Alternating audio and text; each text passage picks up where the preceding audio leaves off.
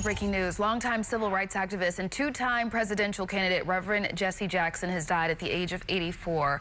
His family has not released how he died, but they did say he passed away early this morning, surrounded by loved ones. Reverend Jackson was admitted into a hospital in November. He'd been living for more than a decade with PSP. That's a condition that affects patients' ability to walk and swallow, and it can lead to dangerous complications. 10 years ago, the Reverend also revealed he had Parkinson's disease.